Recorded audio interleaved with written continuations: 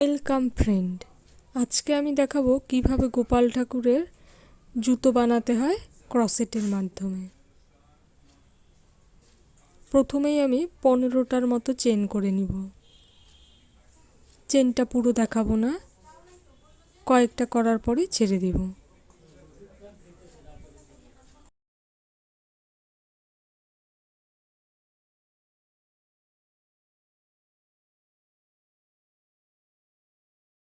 আমার চেন করাটা শেষ হয়ে গেল। এবার চেনটাকে রাউন্ড শেপে জুড়ে দিব। এই যে হাফ লং করে জুড়ে দিচ্ছি। এই যে জোড়া হয়ে গেল, এই যে জোড়া হয়ে গেল। এবার পুরোটা লাইনে হাফ লং করব, প্যাচ ছাড়া তুলব। প্যাচ ছাড়া এই যে কুশি কাঁটাটা ঢুকিয়ে দিলাম, এই দিক থেকে একটা তুলে নিয়ে আসলাম। এবার এই যে দুটোর মধ্যে দিয়ে একটা তুললাম, এবার আবার ঢুকিয়ে দিলাম, আবার করছি। এইভাবে পুরোটা লাইন জুড়েই হাফ লং করব।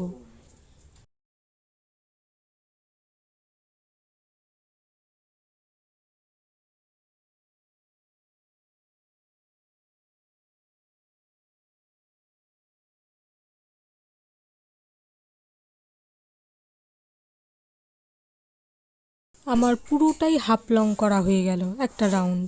এবার কি করব, ফুল লং করব। ওই যে একটা প্যাচ দিয়ে নিলাম, এবার ঢুকিয়ে দিচ্ছি।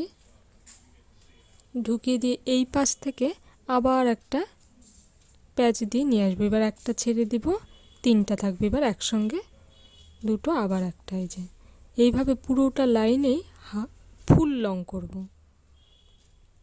আমি কিছুটা দেখানোর পর স্কিপ করে যাব, না হলে ভিডিওটা বড় হয়ে যাবে। কারো অসুবিধা হলে একটা জায়গায় পজ করে করে বারবার দেখে নিলেই তাহলে আর সমস্যা হবে না।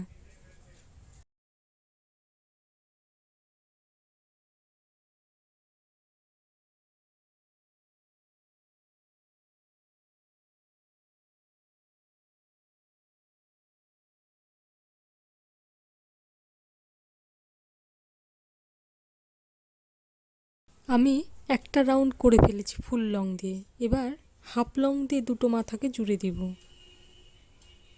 এই যে প্যাচ ছাড়া তুলছি এখান থেকে, এটা জুড়ে দিলাম। এই যে একটা রাউন্ড পুরো কমপ্লিট হলো। এবার এখান থেকেই আবার আমি ফুল লং তুলব, প্যাচ দিয়ে ফুল লং তুলছি। এটা পুরো রাউন্ডটাই ফুল লং করে করে যাব। একটা ঘর কমপ্লিট হলে এই যে আর একটা ঘরের জন্য তুলছি।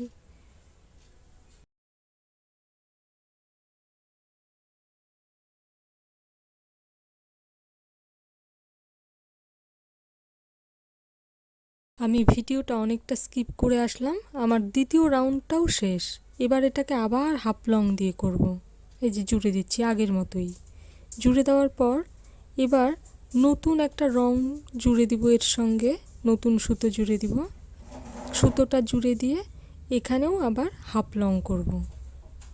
হাফ লং দিয়ে মাথাটা পুরো করব।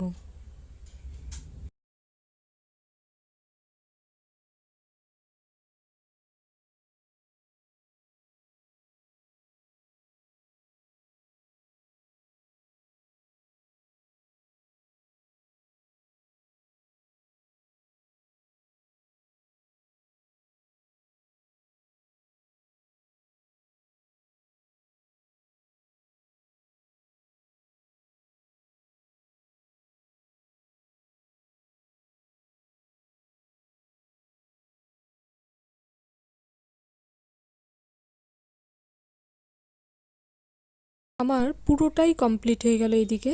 এবার সুতোর মাধ্যমে আমি পেছন দিকটা সেলাই করে জুড়ে দিব। সেলাইটা একটু দেখবেন, প্রথম দিকে পুরোটাই করছি, হ্যাঁ এখানে পুরোটাই করছি। এরপরে এই জায়গাটা একটু দেখবেন, এই জায়গাটা ধীরে ধীরে কিন্তু অন্যভাবে করছি। করে দিয়ে এবার সুতোটাকে টেনে দিব একবারে, যাতে একটা জুতোর শেপ হয়ে যায়। হুম।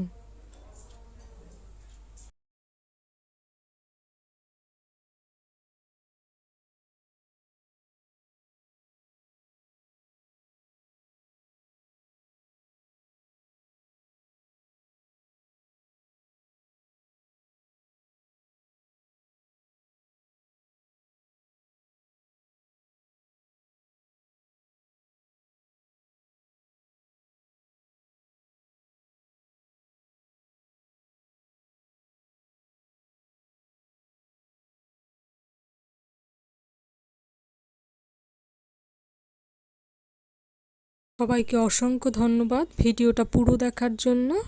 ভালো লাগলে অবশ্যই একটা লাইক করবেন আর ভিডিওটা কেমন লাগলো জানাতে ভুলবেন না।